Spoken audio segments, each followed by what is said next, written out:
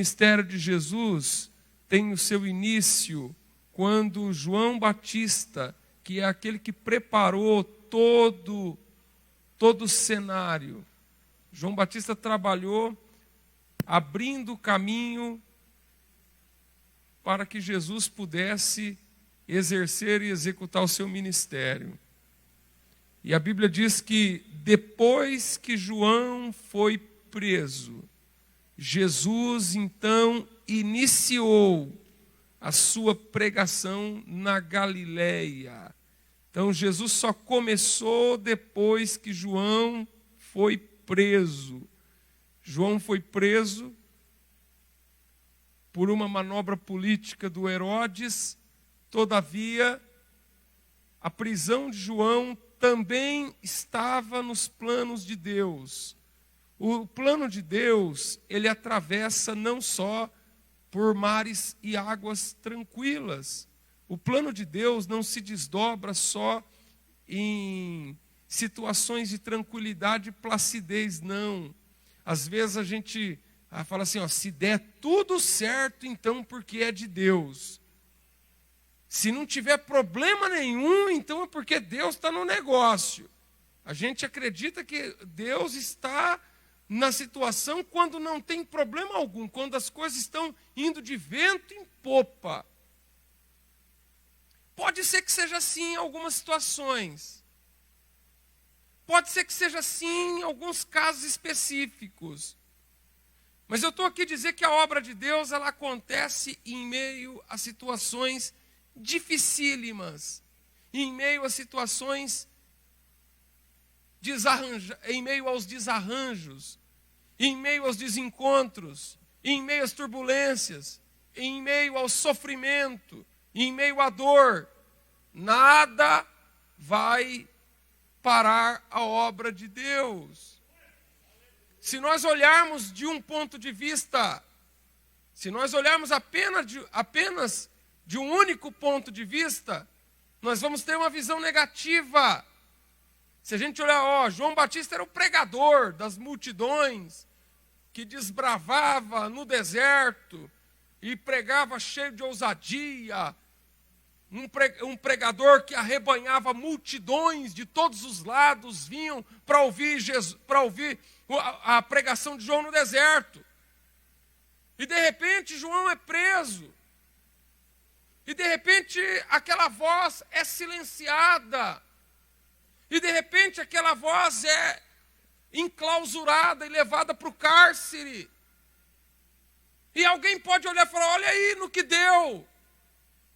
Olha aí qual é a situação, mas uma coisa está amarrada à outra, foi a prisão de João Batista. Então, por um lado, se você olhar, você vai ter uma visão negativa, trágica, que algo deu errado. E aí, é justamente nesse ponto de inflexão que abre o caminho para a entrada de Jesus Cristo na Galileia para pregar o evangelho do reino de Deus. A obra de Deus não vai ficar parada. Os projetos de Deus não sofrerão solução de continuidade. Os projetos de Deus não ficarão à deriva. O que Deus tem vai ter continuidade, o inimigo queira ou não queira. Deus irá fazer a vontade dele. E a prisão de João Batista abre o caminho, pavimenta o caminho para a entrada de Jesus Cristo, pregando o evangelho do reino. Para quem dizia que era o fim, para quem dizia que não tinha mais jeito, para quem dizia que estava acabado, para quem dizia que a voz que clama no deserto havia silenciado, agora estava entrando em cena algo muito mais vigoroso, muito mais poderoso, muito mais impactante. Quem pensava que aqui era o crepúsculo e que não ia ter mais nada para frente, se enganou completamente, porque agora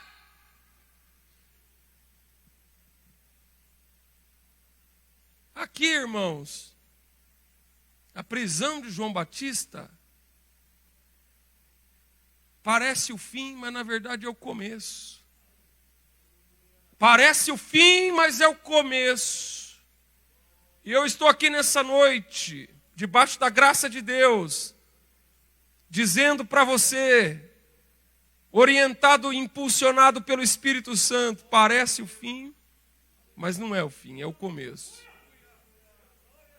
E esse começo só é possível por causa do fim que houve. Esse começo, esse novo ciclo, essa nova etapa, esse irromper de uma nova história, só vai ser possível por causa do fim. É o fim, mas é o começo. Eu preciso que você abra o teu coração para entender que Deus está colocando um fim e, ao mesmo tempo, emendando um novo começo. É o fim de uma etapa, mas o começo de outra. E eu preciso me abrir para isso. Eu preciso me reorganizar para isso. Eu preciso ter rapidez para me adaptar a essa nova realidade que está sendo estabelecida por Deus. Eu preciso assimilar, eu preciso receber, eu preciso acalentar, eu preciso albergar a minha alma, esse novo começo, eu preciso me conformar. Eu não posso me prender aos velhos e amofinados padrões que me levou aqui ao fim. Pronto, já acabou. Agora Jesus Cristo está no comando do ministério.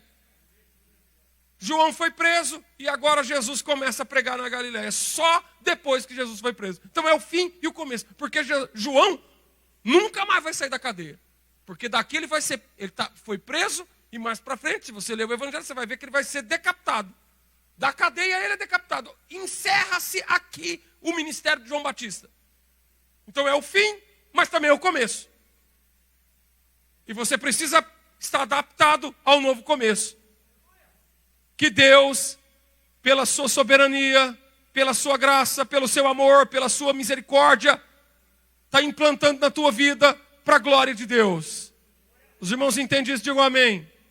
E nesse começo,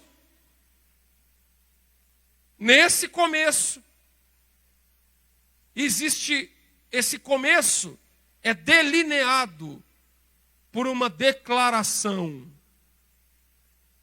Esse começo é demarcado por uma declaração. Jesus prega o reino, o evangelho do reino de Deus, dizendo: o tempo está cumprido. O tempo está cumprido. Tem como voltar o tempo? Não tem. Por mais que você queira, não tem como voltar o tempo. Aí ele é demarcado por esse enunciado: o tempo está cumprido. Ou seja, não tem mais tempo. O tempo se foi. O tempo está cumprido. Quando o juiz apita o final do jogo, nos 90 minutos, não tem mais o que fazer. Não adianta mais correr atrás da bola, não adianta mais querer continuar, não adianta mais torcer, não adianta mais nada. Deu apito, o tempo está cumprido, acabou o tempo. Ou seja, não existe mais tempo de sobra. Não existe mais tempo à disposição. Essa é a natureza.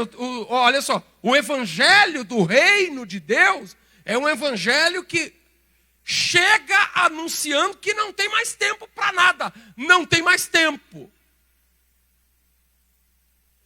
Não tem mais tempo para você ficar perdendo tempo.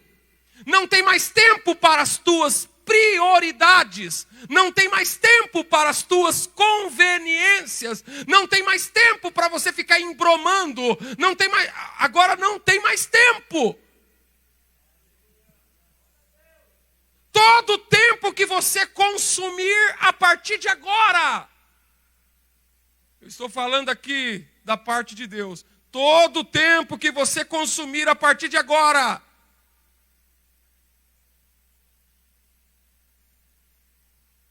Todo o tempo que você jogar fora a partir de agora. Não tem mais tempo a perder.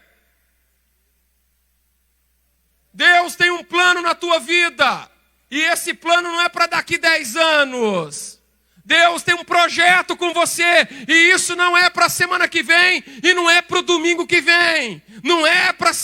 Não deixa que depois a gente vê esse negócio. Vamos deixar o tempo passar. Vamos embromando, vamos enrolando, vamos levando. Não, Deus, o tempo já está cumprido. Pronto. Esse é o primeiro pilar do Evangelho. É que o Evangelho tem em nós um senso de urgência.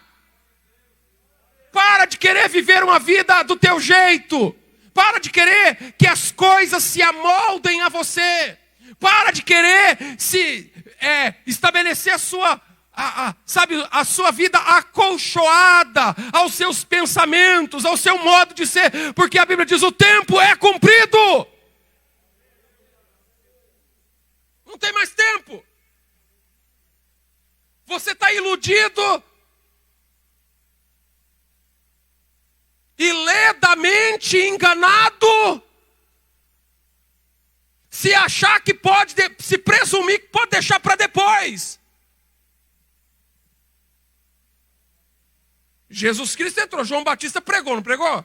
Acabou a era do João Batista. Agora, quando Jesus chega para ir no lugar para inaugurar, para entrar com o evangelho do reino, primeiro enunciado, o tempo está cumprido, pronto, acabou, não tem mais tempo. Nós precisamos ter pressa. Precisa ter pressa, irmão, para fazer a vontade de Deus. Precisa ter pressa para servir a Deus.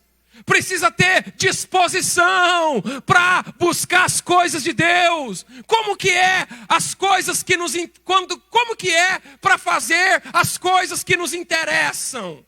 Como que é para fazer as coisas que nos saboreiam? Como que é para viver do modo que nos agrada? Nós somos ligeiríssimos, diligentes. E quando é para fazer a obra de Deus, nós vamos a passo de ganso. Nós fazemos quando dá.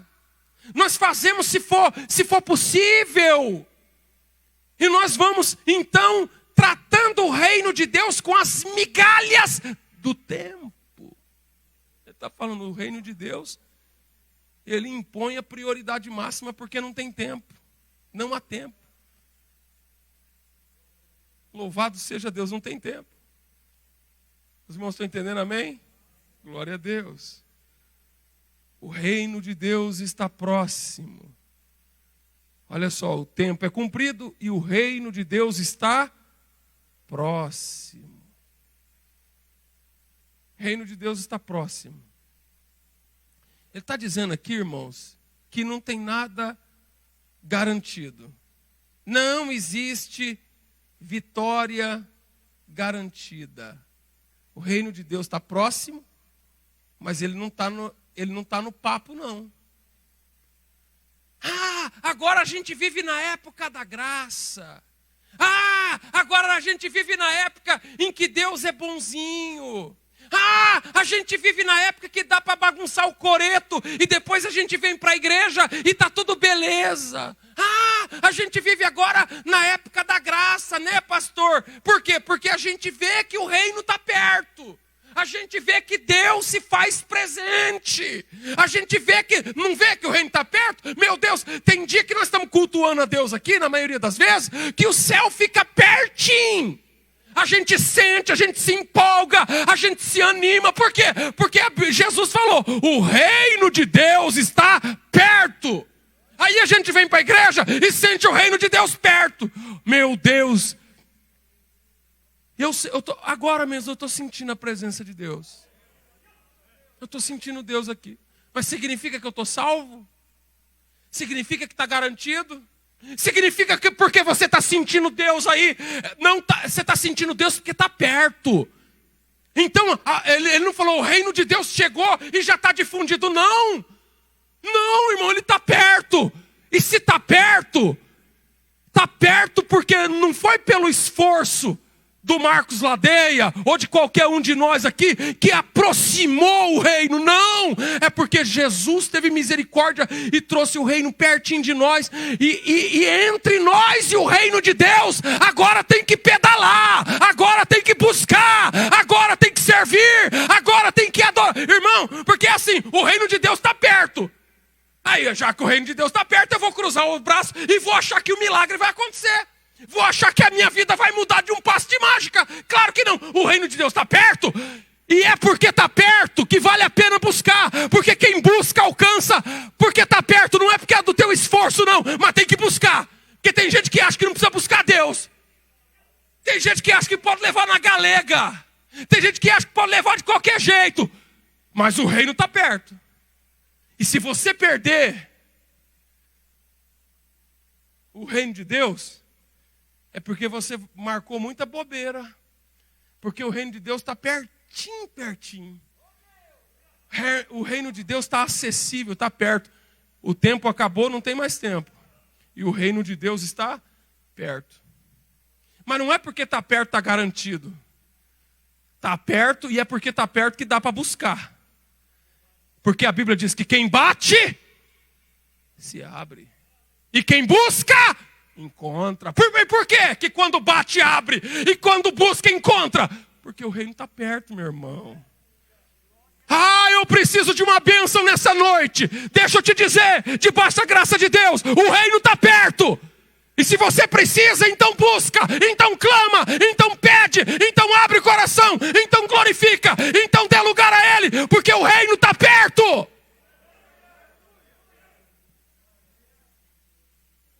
O reino está perto, está pertinho.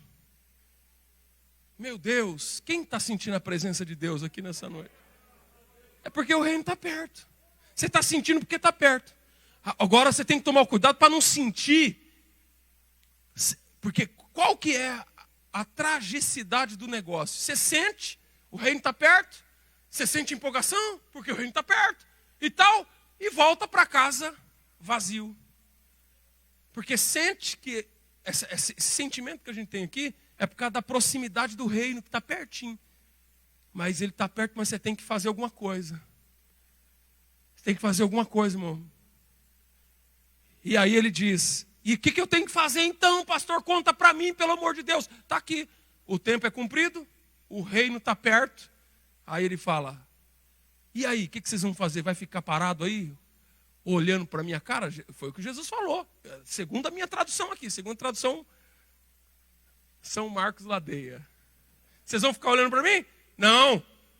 O tempo é cumprido, o reino está perto.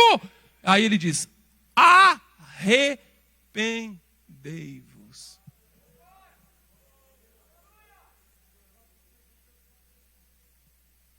Arrependei-vos. Aí, deixa eu te explicar aqui. Espera aí.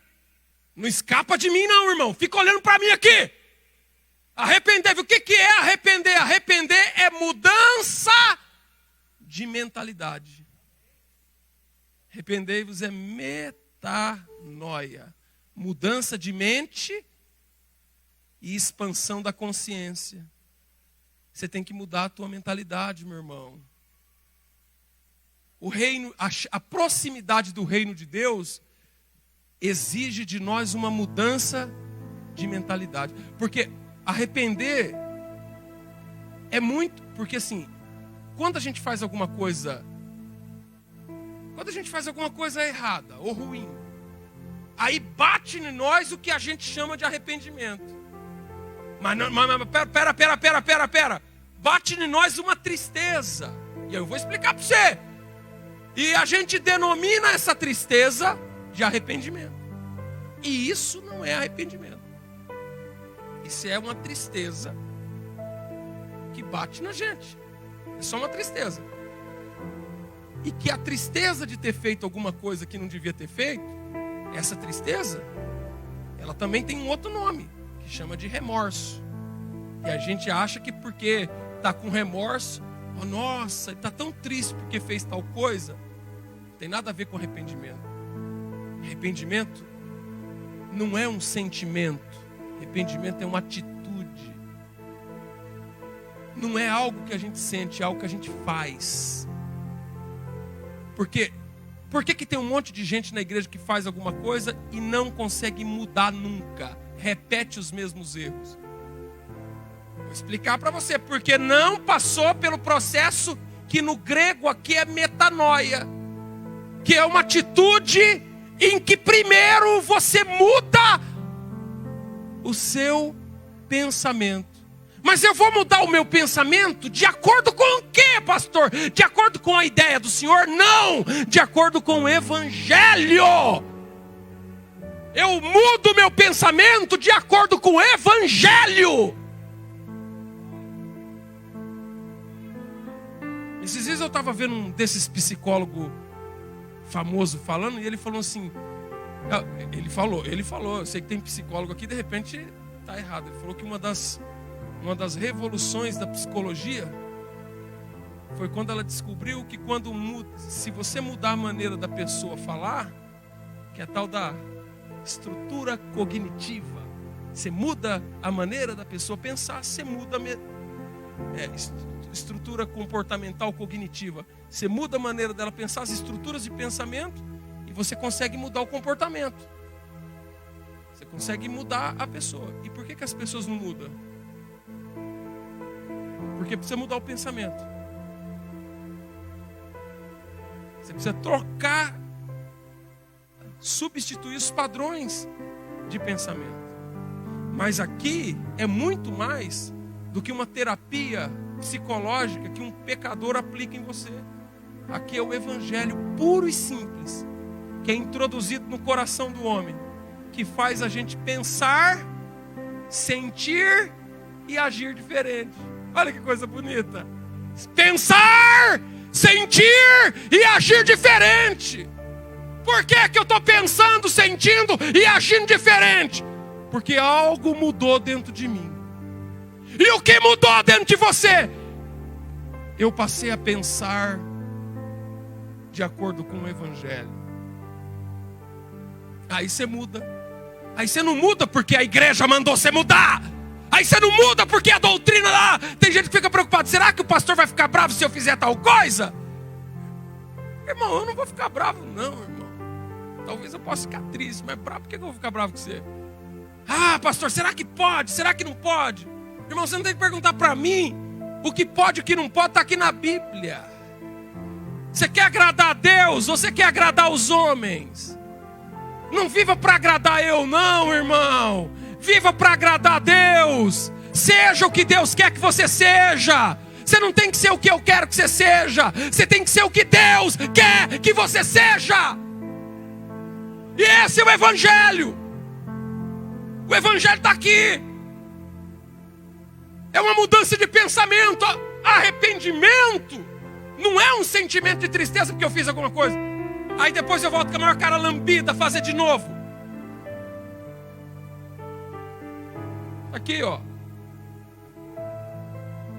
Arrependei-vos e crede no Evangelho. Crede no Evangelho. Arrependei-vos e crede no Evangelho. Os irmãos estão entendendo? Digam amém. Eu estou sentindo a presença de Jesus aqui nesse lugar. Isso aqui não é a minha palavra. Isso aqui não é a minha ideia. Isso aqui não é o meu conceito. Isso aqui é a palavra divina sendo apresentada e colocada ao teu coração. Permita que essa palavra entre na tua vida em nome de Jesus. Você não pode continuar do mesmo jeito.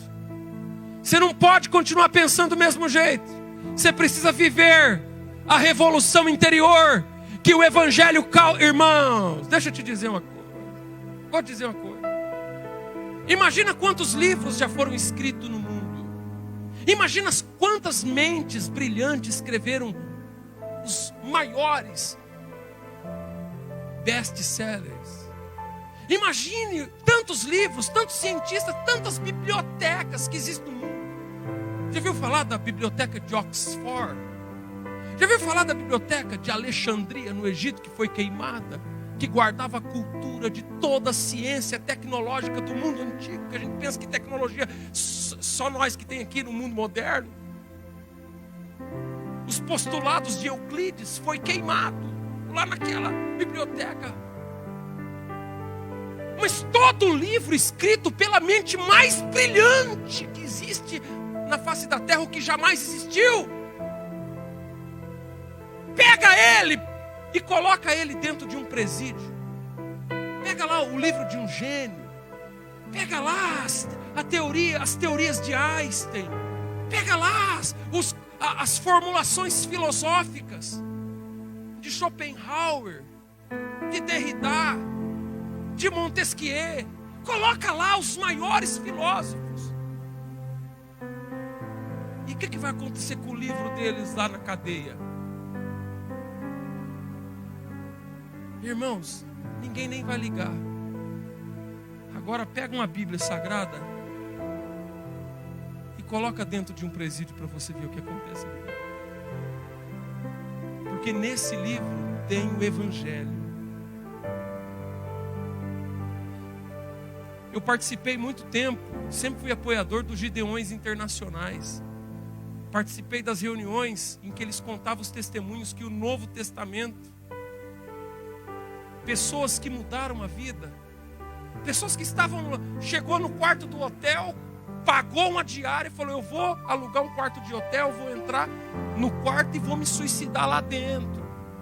Aí ele entra no quarto do hotel, fica lá um pouquinho, de repente, com um plano de suicídio na mente formulado: eu vou me matar e acabou, vou tirar minha própria vida. De repente, puxa a gaveta, despretensiosamente está lá